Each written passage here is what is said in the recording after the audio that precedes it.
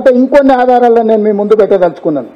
కేంద్ర మంత్రి అనంత్ కుమార్ హెగ్డే మోడీ మంత్రివర్గంలో cabinet minister, union cabinet minister.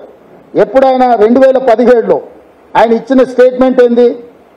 రాజ్యాంగంపై నాకు గౌరవం ఉంది, అయితే రానున్న రోజుల్లో అది మారనుంది, మేము ఇక్కడ ఉన్నది అందుకోసమే వచ్చామంటూ కేంద్ర మంత్రి అనంత్ కుమార్ హెగ్డే. అంటే మేము వచ్చిందే రాజ్యాంగాన్ని మార్చడానికి, మేము ఇక్కడ ఉన్నదే రాజ్యాంగం మార్చుతాం, తొందరలోనే రాజ్యాంగం మారుస్తామని, రాజ్యాంగాన్ని మార్చడానికే వచ్చామని అనంత్ కుమార్ హెగ్డే నరేంద్ర మోడీ గారి మంత్రివర్గంలో ఉన్న మంత్రి 2017లో స్టేట్మెంట్ ఇచ్చిండు. వీరే కాదు,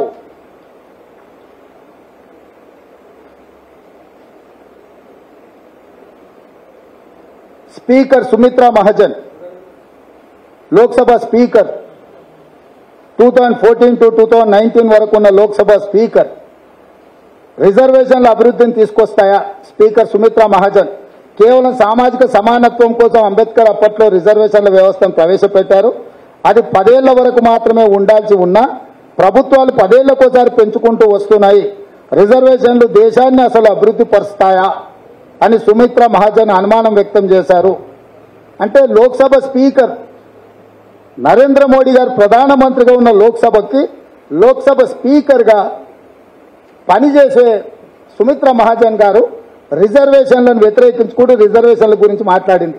వీరే కాదు, వైద్యన్ మళ్ళీ కూడా 2017లో కూడా ఆర్ఎస్ లీడర్ మన్మోహన్ వైద్య ఏమన్నాడు ఆయన? The cost based reservation must end at some point and everyone should get more job opportunities. అంటే క్లియర్గా వీళ్ళందరూ వాళ్ళకి సంబంధించిన వాళ్ళు, ఆర్ఎస్ఎస్ బీజేపీకి సంబంధించిన వాళ్ళు రిజర్వేషన్లను రద్దు చేస్తామని విస్పష్టంగా ప్రణాళికబద్ధంగా ఒక ఎజెండాను తీసుకొని ముందుకెళ్తున్నారు.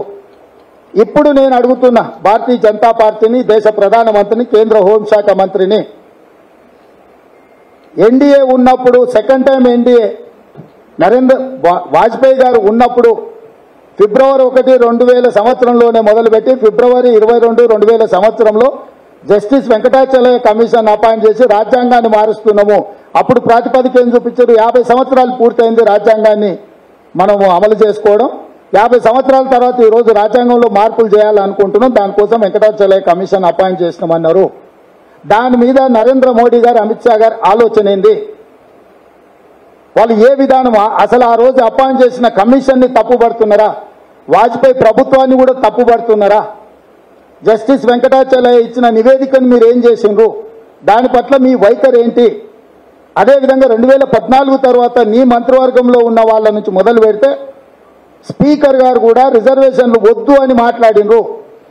దీని మీద నరేంద్ర మోడీ గారు, అమిత్ షా గారు, దేశ ప్రజలకు జేపీ నడ్డా గారు ఏం చెప్తారు?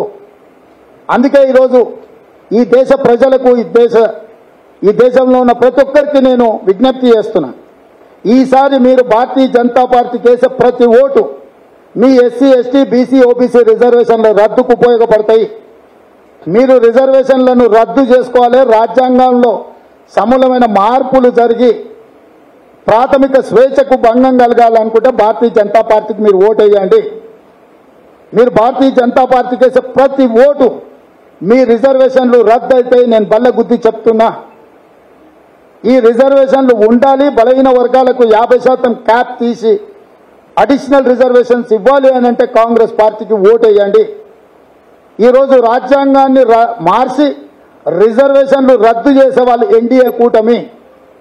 రాజ్యాంగాన్ని ఉంచి రాజ్యాంగంలో బలహీన వర్గాల రిజర్వేషన్లు పెంచడానికి అవసరమైన నిర్ణయం తీసుకునేది ఇండియా కూటమి. రాజ్యాంగం ప్రాతిపదికగానే ఈ ఎన్నికలు జరుగుతున్నాయి. ఈ ఎలక్షన్లో వెల్ఫేర్ అండ్ డెవలప్మెంట్ అనేది పక్కకు పోయింది.